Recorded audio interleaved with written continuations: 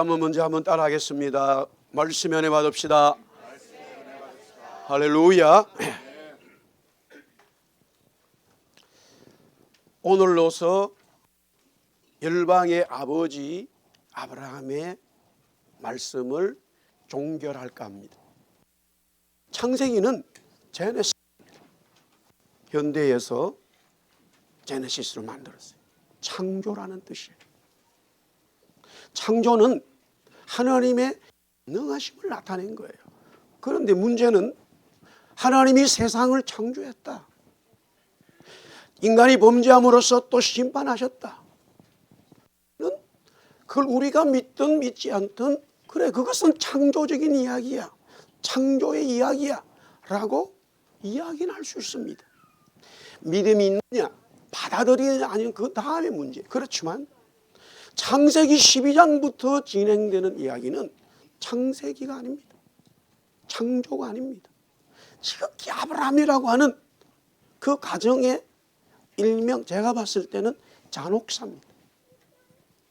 그의 아들 이삭 또한 야고보 12아들의 이야기가 50장까지 쭉 4대에 걸친 스토리를, 가계부의 이 역사를, 가정의 이야기를 적고 있습니다. 그런데 문제는 그것이 어떻게 창세기냐 이거. 그것이 어떻게 제네시스냐 이거예요. 그것이 어떻게 하나님의 창조의 역사냐 이거예요. 진리를 받아들이면 이미 그 뚜껑을 열 때에 나도 아브라함처럼, 나도 이삭처럼, 나도 야곱처럼, 나도 우리 가정도, 우리 가문도, 우리 기업도 창세기가 되겠구나. 하나님이 창조의 역사를 할 수 있구나. 영의 문이 열리면 바로 보이기 시작합니다.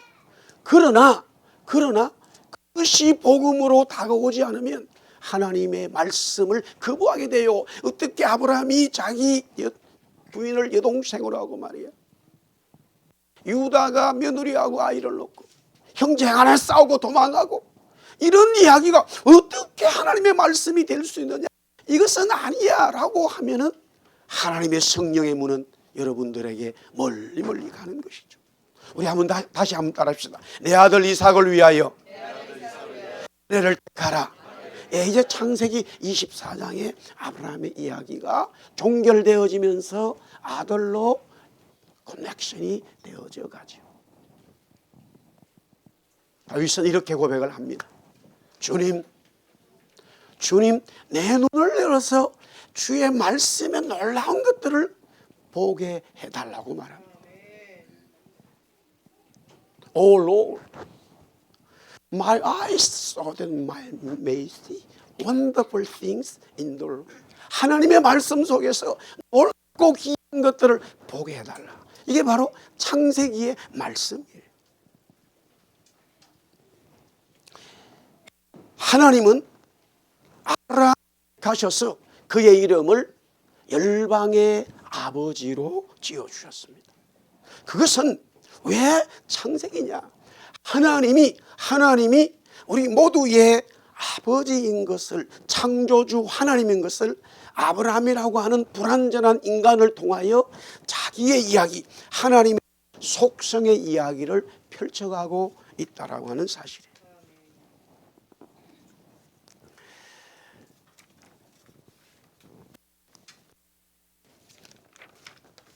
이제 엘리에셀을 불러가지고 자기 아들을 위해서 하란에 있는 이삭의 아내를 택해라. 그는 순종하여 하나님 앞에 기도하면서 리브가가 이삭의 아내인 것을 알게 됩니다. 그리고는 하룻밤 자고 나서 바로 그날 아침에 이 리브가를 데리고 가겠다. 식구들에게 말하니까 우리가 결혼은 했지만은 그래도 이게 너무하지 않느냐, 며칠이라도 10일이라도 있어야지, 준비하지, 바로 간다 그러면 어떻게 하느냐라고 말하니까 엘리에셀이 막무가내로 가야 한다니까 가족들이 리브가에게 물어봅니다. 리브가야, 어떻게 할 거야? 지금까지 밥을 먹고 아버지 밑에 잘 컸으면 그래도 제가 가면은 이제 언제 올지 모르는데 한 3일 일주일 있다 가겠습니다. 이게 정상입니다. 바로 따라가겠습니다. 예, 딸들은 다 그래요 원래.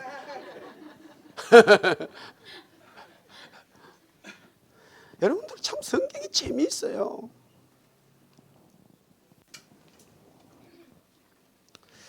그런데 오늘 여기 이 말씀을 읽었지만요, 너무너무 놀라운 이 리브가의 가족들이 리브가를 향해서 브레싱합니다. 창세기 24장 59절에서 60절에 이렇게 말합니다. 그들이 그 누이 리브가와 그의 유모와 아브라함의 종과 그 동행자들을 보내며 리브가에게 축복하여 이르되, 우리 한번 따라합시다. 우리 누이여, 너는 천만인의 어머니가 될지어다. 내 씨로 그 원수의 성문을 얻게 할지어다.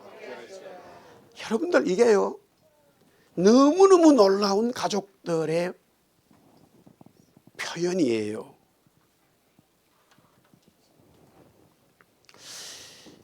이것은 놀랍게도 창세기 22장 17절에 하나님 아브라함에게 주신 말씀이에요.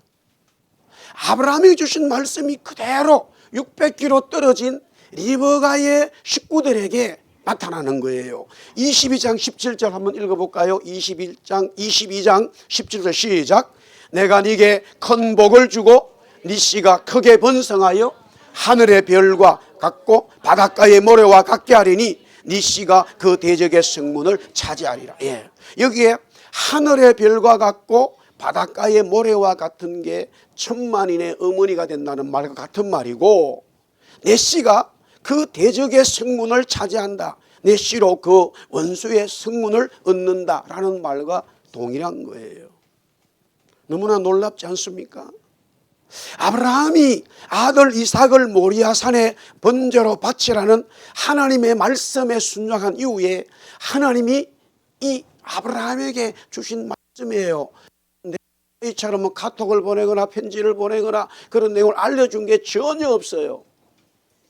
그런데 놀랍게 리브가를 보내면서 리브가의 가족들이 같은 마음으로, 오빠도 그렇고 부모님도 그렇고 주위의 사람들이 똑같은 마음으로, 이 지금 너는 우리 누이여, 너는 천만인의 어머니가 되고 네 씨로 원수의 성문의 문을 얻어버려라, 이런 브레싱을 해요. 하나님이 아브라함에게 주신 말씀과 똑같은 게 반복돼 버린 거예요.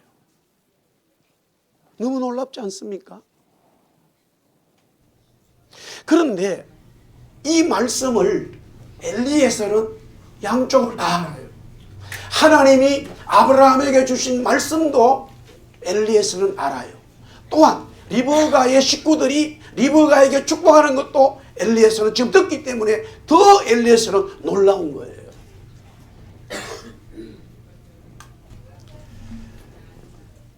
여기에서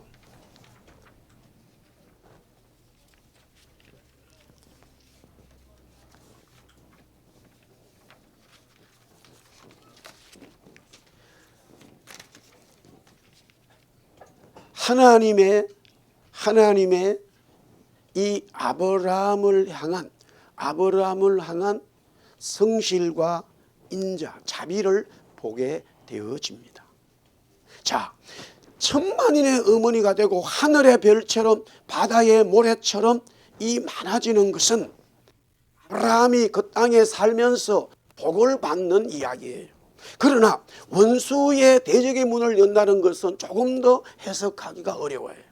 이미 우리가 그 말씀을 앞에서 보았지만 하나님의 아들 그리스도가 아브라함의 씨를 통하여, 즉 리브가의 씨를 통하여 그리스도가 오셔서 우리의 죄와 우리의 사망을 잡고 있는 우리의 원수인 이 마귀를 하나님의 아들 그리스도가 해결한다는 사실이에요. 할렐루야, 아멘. 이 놀라운 복음의 역사예요. 여러분들, 제가 조금 이 성경을 어렵게 되는 부분들입니다만은 아주 간단하게 설명할 수 있어요.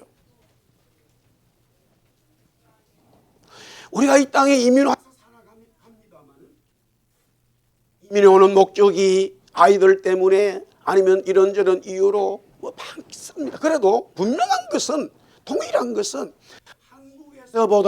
한국에서보다 내 삶이 무언가 나아야 된다는 것은 다 동일하게 가지고 있습니다. 물론 현실적으로 30년, 40년, 50년 전에 오신 분들은 환경 자체가 캐나다가, 밴쿠버가 대한민국보다 훨 낫죠. 그러나 지금은 대한민국이 복을 받아서 이제는 뭐 굳이 캐나다 와서 살 이유가 없습니다. 그래서 현실적으로 다시 돌아가는 분들이 많이 있어요. 또 심지어는 영어 교육에 대한 것도 있습니다만은 지금은 한국에 있어도 엄청난 영어 교육을 원어민으로 공부할 수 있어요, 지금. 그러나 우리가 적어도 이 땅에 와서 살면서 하나님에 대한 신앙을 가지고 믿음의 삶을 시작한다면 우리가 여기에 살든 한국에 있든 아니 미국에 있든 어디에 있든 왜 나를 하나님이 살게 하시고 가족이 되게 하시고 자녀를 주시고 또한 이 땅의 삶을 살아가게 하느냐는 분명한 창조적인 하나님의 믿음을 보아야 된다는 거예요.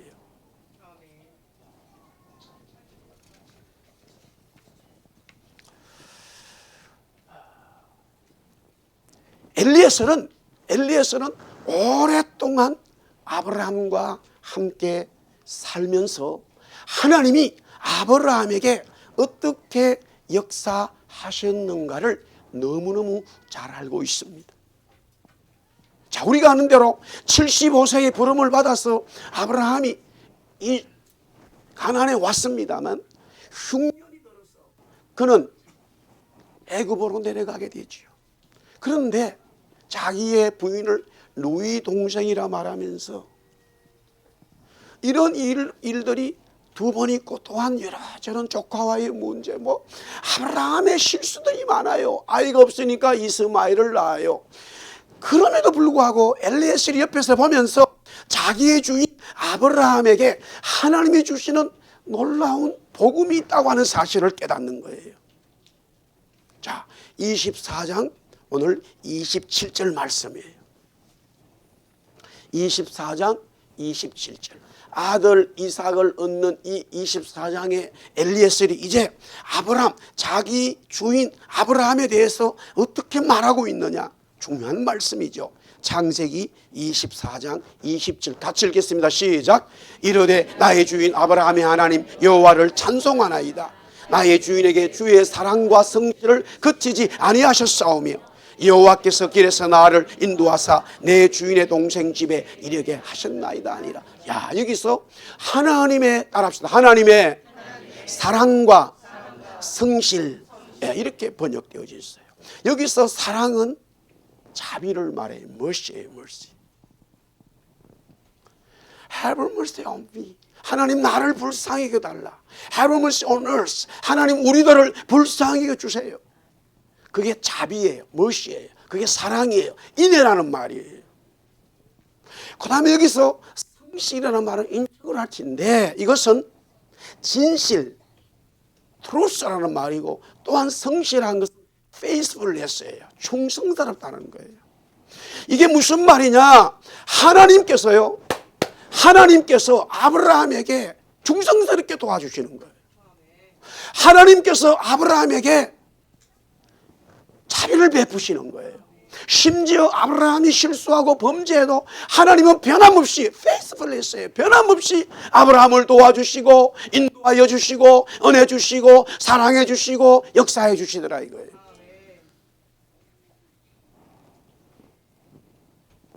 첫 번째, 우리 성도들이 자녀들을 키우면서요, 자녀들에게 물질이나 아니면 공부할 수 있는 모든 것들을 다 도와주는 것은 되게 중요합니다.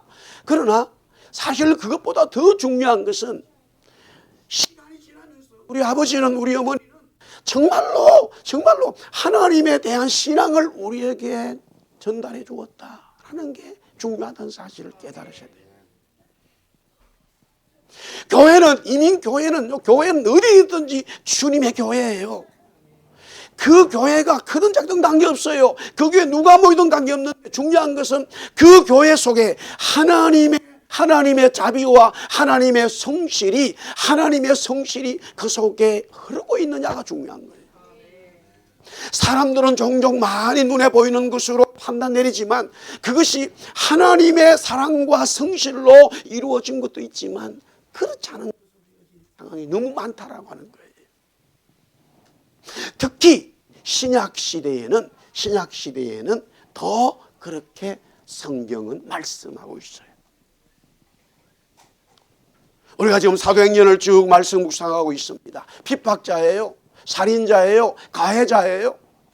바울은 다마스쿠스 가다가 주님을 만나게 되지요.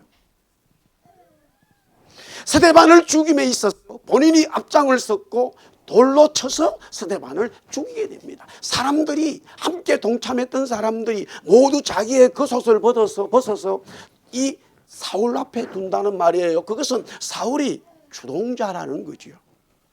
사울이 이 모든 일을 계획했다라는 거예요. 근데 그가 다마스쿠에서 주님 만난 이후에 복음을 전할 때에 놀라운 일이 벌어집니다. 복음을 전하는 곳에서 자기가 스데반을 죽일 때 돌로 쳐서 죽인 그 장면 그대로 자기에게 다가와요. 돌로 너무 많이 맞아서 스데반은 죽었는데 본인은 죽지 않았는데요, 사람들이 돌로 친 이 바울이 죽은 줄 알고 성 밖에다가 갖다 버리게 됩니다. 그런데 그런 상황에서 다시 일어나요. 온몸이 피투성이겠죠. 그러나 아무런 얘기를 하지 않아요. 동료들을 만나서 이렇게 말합니다. 우리 한번 따라 합시다. 환난을 당하는 것이 마땅하다. 그렇게 아무런 컴플레인이 없어요. 다른 생각이 없어요. 자기가 돌에 맞아 죽은 상황이 되는 그런 상황이 왔음에도 그것에 대한 다른 생각이 없어요. 왜냐하면 바울은 이렇게 말해요. 하나님이 나에게 사랑을 베풀어 주셨다. 주님이 나에게 인애를 주셨다는 거예요. 주님이 나에게 자비를 주셨다는 거예요. 그러므로 내가 돌에 맞아도 관계없다는 거예요. 내가 스데반을 돌로 쳐서 죽인 그런 살인자인데 주님은 그 살인의 죄를 무마시켜 주시고 나에게 자비를 베풀어 주셨다라는 거예요. 이런 주님을 만나는 것이 신앙의 시작이에요. 물론 교회에서 우리가 이런저런 커뮤니티도 있고 어떤 것도 있고 가족들로 만날 수도 있고 많은 것들이 있지만 그런 것들은 하나의 동기로 끝나버려야 돼요. 그것이 교회의 본질은 아니에요. 저와 여러분이 교회를 섬기고 하나님의 예배하는 본질은 주님이 오셔서 나에게 자비를 베풀어 주심으로 내가 구원받았다고 하는 사실이에요. 그것을 깨달아야 돼요. 그것 때문에 살아가는 거예요. 그렇게 되면 생각이 달라지고 그렇게 되면 마음이 달라지고 혹이라도 환난과 어려움이 내 삶에 있어도 아무렇지 않아요. 물론 힘들죠. 힘들지 않은 사람이 누가 있겠습니까?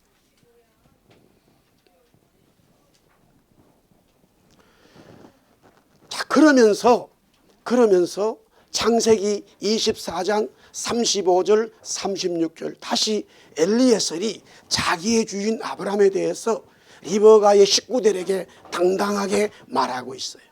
자, 다시 한번 읽어볼까요? 창세기 24장 35절 36절 다 같이 시작.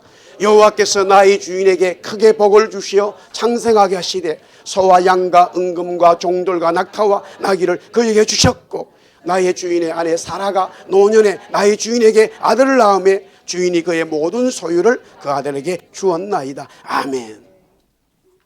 사랑하는 성도 여러분, 내가 본인 스스로가 하나님 앞에 은혜 받고 구원받아서 간증하고 또 드러내는 것도 굉장히 중요합니다. 그러나 더 중요한 것은 내 주위에 있는 사람이 장 목사님은 복을 받았어, 예수사람 복을 받은 교회야, 정말로 보니까 내가 보는 눈이 잘못되어졌구나. 그것을 하나님의 성령의 눈으로 봐야 되는 거예요. 왜냐하면 우리 한번 합시다. 사람은 하나님의 형상이기 때문에 여러분과 저는 하나님의 형상으로 지음받은 창조주의 하나님의 작품들이에요. 그래서 영혼 한 사람 한 사람이 너무 귀한 거예요. 한 영혼이 천하보다 귀하다는 주님의 말씀인데, 그것이 옆에 있는 사람들이 보면서 야 인정됨으로써 하나님의 복음의 역사가 흘러가는 거예요.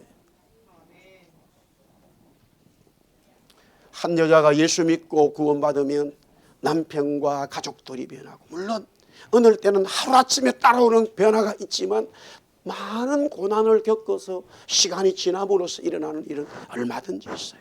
그걸 갖다 영어에서는 take time이에요. 시간은 저와 여러분이 결정할 수 있는 게 아니라 주님 앞에 달려있죠. 그러나 분명한 것은 남편이 아니면 가족들이, 친구들이 보면서 야 분명히 저 하나님이 함께 하시는구나. 뭔가가 있어요. 뭔가를 느껴요. 지금 엘리에서는요, 수십 년 동안 자기 주인과 함께 하면서 자기 주인이 굉장히 실수하고 실패한 게 많은 것을 보았어요. 그런데 그때마다 하나님이 자기 주인에게 복을 주셔가지고 기가 막히게 인도해 오시고 쭉 살아온 이야기를 자기는 몸소 알고, 지금 리브가를 이제 주인의 아들 이삭을 위한 아내로 삼을 때 그 가족들에게 당당하게, 지금 600km 떨어졌기 때문에 아브라함이 어떻게 살았는지를 몰라요. 그 가족들은.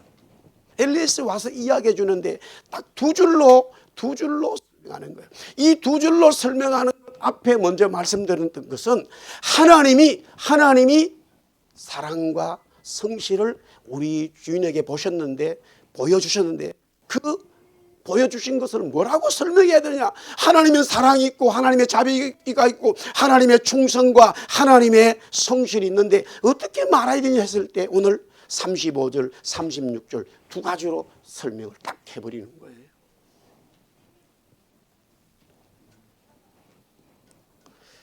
첫 번째는 하나님의 사랑, 자비와 성실, 충성이 아브라함에게 땅이라고 하는 것으로 나타났어요. 땅에 75세에 부름받았어요. 가나안에 왔어요. 우리가 아는 대로 많은 어려움을 겪어요. 실패와 실수를 반복합니다. 그런데 오늘 엘리에서는 뭐라고 그러냐면 우리 주인 아브라함에게 하나님께서 많은 가축이에요. 소양, 염소, 낙탈 것 없이 많은 가축과 물질, 금원을 소유하도록 해주셨다라는 거예요. 구약의 블레싱을 잘 알아야 돼요. 지금은 신약은요. 자, 신약은 제가 많은 말씀 드렸어요. 신약은 여러분들이 물질적인 복을 받는다고 해서 그것이 꼭 하나님의 복이 될 수도 있지만 그렇지도 않을 수 있다는 것을 아셔야 돼요. 그러나 구약은 표징적으로 모형적으로 하나님의 사람들을 선택했을 때에 1차적으로 내가 너와 함께하고 내가 너에게 사랑을 주고 내가 너의 성실함을 보여준다, 내가 너를 충성스럽게 인도해 준다라는 그 표징이 땅의 변화를, 이것은 기업에 대한 이야기예요. 기업에 대한. 이거 제가 많은 말씀을 드렸어요. 그래서 우리 한번 따라합시다. 온유한 자는 하나님의 땅을 기업으로 받을 것이라. 마태복음 5장 예수님 말씀하세요. 이게 뭐냐면은 구약에 보이는 땅이 이제는 뭐예요? 마음의 땅으로 바뀐 거예요.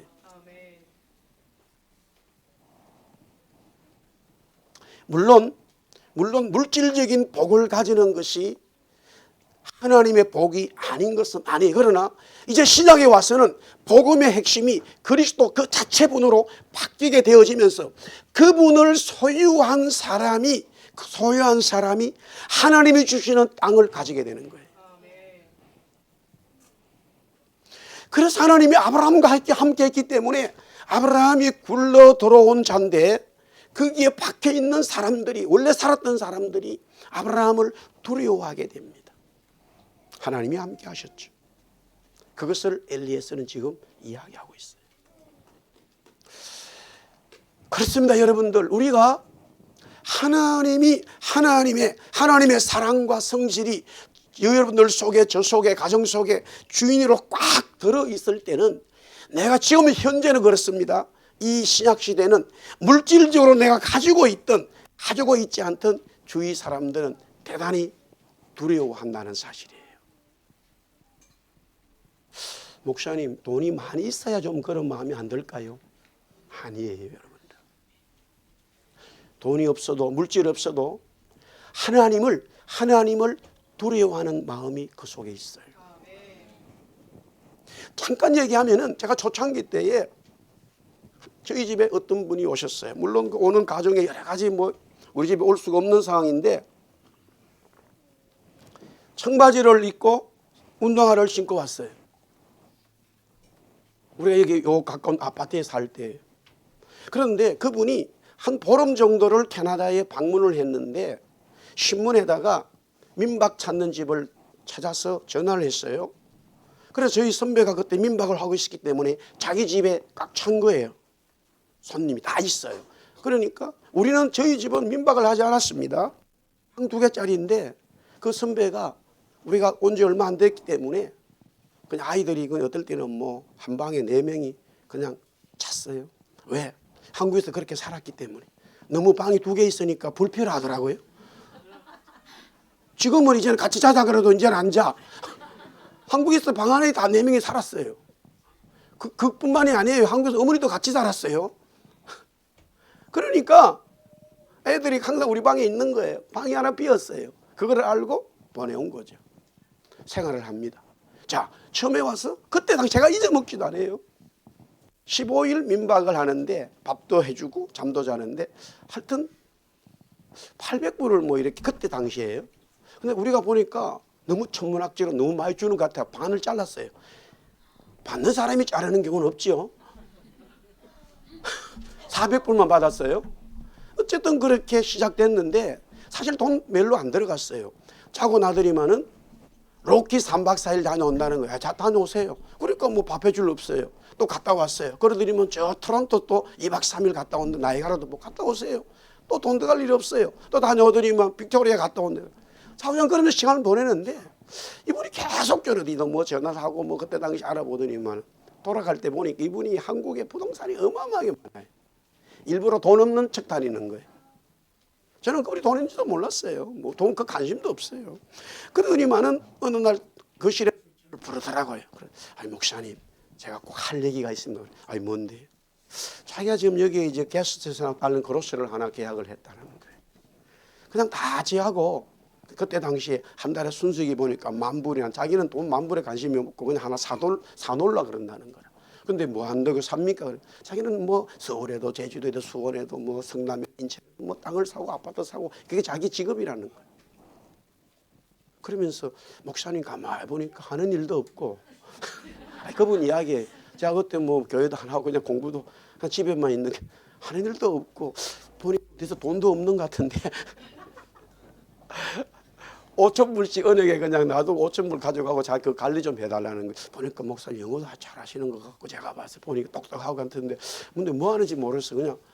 그래서 내가 아이고 감사합니다. 이렇게 저를 그랬으면 그분이 그 다음 일이 일어나지 않았겠죠. 제가 그랬어요. 아저씨, 내가 목사 안 되고 당신처럼 사업가 돼서 돈 더 많이 벌었어. 목사 됐기 때문에 안 하는 거야. 여기 와서 내가 아무것도 안 하는 것처럼 보이지. 당신은 육신의 눈으로 보기 때문에 그런 거지. 차라리 내가 아는 분 소개시켜 줄게. 그 말 끝나자마자 그 사람이 딱 무릎을 꿇어버렸어요. 사실은요, 자기 주위에 가족들은 전부 다 교회를 다니고 심지어 목회자들, 선교자들 많아요. 자기만 교회에 아웃사이드예요. 근데 왜 그렇게 말해요? 목사는 제가 왜 아웃사이더 되겠습니까? 나도 교회 가고 싶어. 예배하고 싶어. 전부 다 가족들이 자기한테 이야기한 돈이라는 거예요.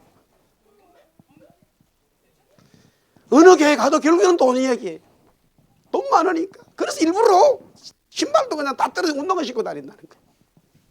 수십억 수백 가지고 있는 부동산 업자예요.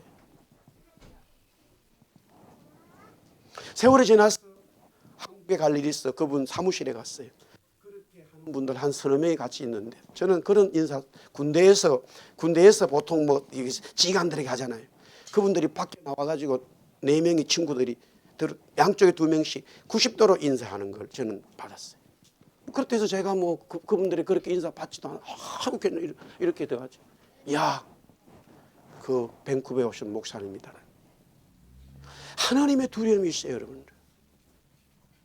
그 그리스도가 구원자요 하나님이 창조주라는 사실이 그 속에 들어있을 때는, 그 속에 구약에는 절대적으로 물질을 많이 주심으로써 하나님이 함께 하시는 것을 인정해 줬지만, 신약은 예수 그리스도의 복음이 완전히 임한 이후에는 물질이 있고 없고가 아니라 그 속에 진짜 그리스도의 영, 하나님의 성령이 있으면 없는 사람들은 두려워하게 돼 있어요. 여러분 믿으시면 아멘. 그게 어떤 의지 있든 관계없어요. 하나님의 말씀으로 쭉 가면은 주위의 사람들이 지식이 있고 주위의 사람들이 물질이 있고 권력이 있어도 하나님의 사람이 함께하게 말씀으로 나가면은 반드시 하나님의 역사는 그 사람에게 집중되게 돼 있어요. 그게 복음의 역사예요.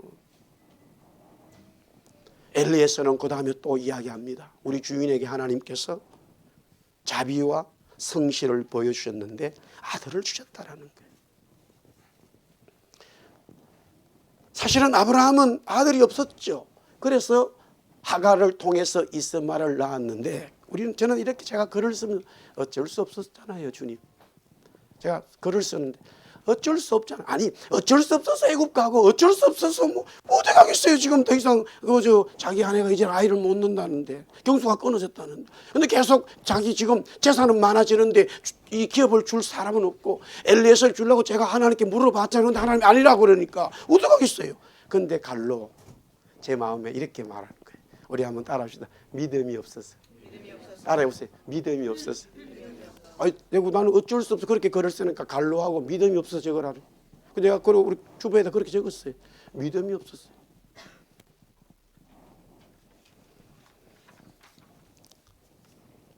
그러니까 엘리에서는 아이를 낳을 수 없는 자기 주인이 아들을 낳는 것을 보게 되니까, 그래서 지금 며느리를 구하러 온 거예요. 그 아들의 부인을 구하러 온 거예요. 여기서 중요한 것은 하나님의 성실, 하나님의 자비, 하나님의 사랑, 하나님의 인애가 변함없이 심지어 우리 주인이 자녀를 낳을 수 없는 그런 완전한 인간으로 할 수 없는 상황 속에서도 하나님의 성실은 그대로 집행이 되는 거예요. 할렐루야. 그것을 옆에 사람인 엘리에셀이 지금 자기 주인에 대해서 이야기하고 있는 거예요.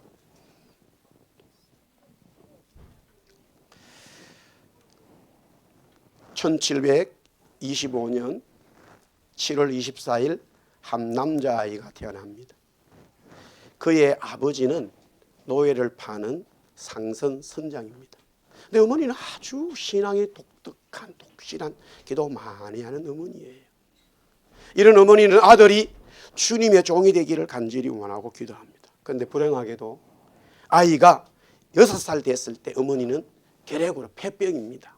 죽게 됩니다. 하늘나라로 갑니다. 아버지는 재혼했는데 그 재혼했을 때 계모가 이 아이를 너무너무 구박하기 시작하면, 특별히 남편이 배 타고 나가면은 사정없는 구박의 삶이 됩니다. 아이는 견딜 수가 없습니다. 아이의 성격과 삶은 정상적이지 못해요. 일명 문제아가 되어버리죠. 집에 있기가 싫으니까 결국은 아버지 따라 11살 때에 이미 배를 타기 시작합니다. 그 배는 노예 무역선이에요. 아버지보다 더 악독한 노예들을 다루는 젊은이가 돼갑니다. 노예를 파는 장사꾼으로 뛰어나게 됩니다. 노예들을 가축보다 못하게 다뤄요. 전혀 양심의 가책을 느끼지 못하지요. 이런 그의 삶의 큰 변화를 경험하게 됩니다. 1748년 3월입니다. 22살이 되었을 때 이미 그는 노예선 선장이 되었어요. 얼마나 잘 된지 모르지. 빨리 승진했어요. 흑인들을 이 아메리카 대륙에 팔아넘기는 장사꾼이죠. 돌아오는 길에 대서양에서 너무나 큰 폭풍우를 만나게 됩니다. 배가 자초될 위기에 생사의 갈림길에서 자기도 모르게 마음에서 이런 말이 툭 튀어나왔다 그래요. Oh Lord, have mercy on us. 우리 이 모두에게 자비를 베풀어 달라고 이 말이 탁 튀어나왔다. 주님 우리에게 은혜를, 자비를, 사랑을. 자기 입 밖으로요 처음으로 말한 말이에요. 그런데 그 말이 튀어나온과 동시에 하나님은 그의 기도를 들으셨어요. 그리고는 엄청난 폭풍우가 멈추고 파도가 멈추니까 그들은 살아나게 되지요. 그 배는 자초하지 않았어요.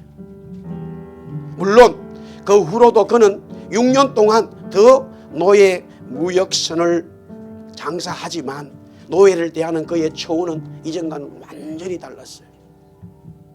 이런 그의 회심에는 아들이 목회자의 길을 걷길 바라며 눈물로 기도했던 어머니의 기도가 밑거름이 되었어요. 응답이 된 거죠.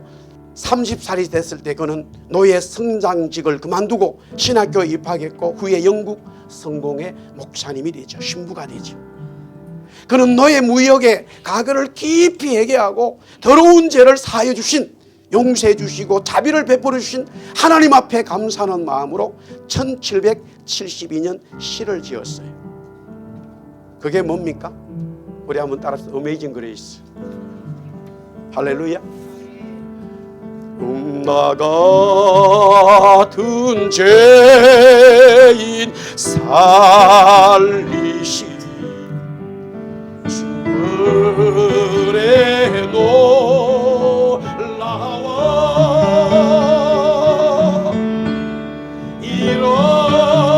잃었던 생명 찾아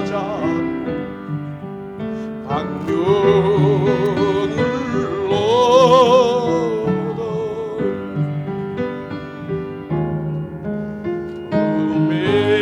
Amazing grace, how sweet the sound that saved a wretch like me. I once was a lost man, I am found with the blind, but now I see. 우리 2절만 같이 큰 죄악에서 큰 죄악에서 건지신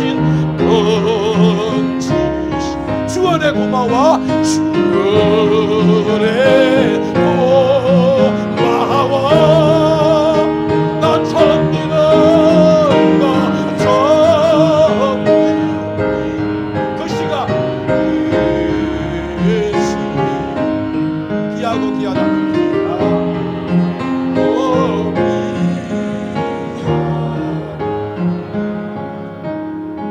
제가 한번 3절 한번 해볼게요. 이 A의 코드를 조금 더 올렸어요. 이제 내가 사는 주님의 은혜로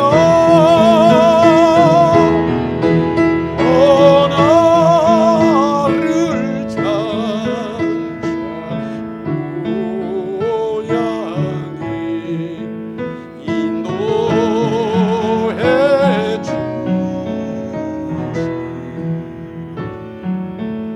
우리 다 같이 아멘 아멘 할렐루야. 하나님은 아브라함에게 사랑과 자비와 인애를 보여주셨고 그것이 성실한 거예요. 한번 이렇게 사랑 딱 보여주고 스탑하는 게 아니에요. 성실한 것은 페이스풀한 거예요. 페이스풀한 거예요. 영원한 거예요. 그 주님이 우리 아버지예요. 그 주님이 저와 여러분의 구원자예요. 할렐루야 아멘. 우리 다 일어나서 찬양하겠습니다.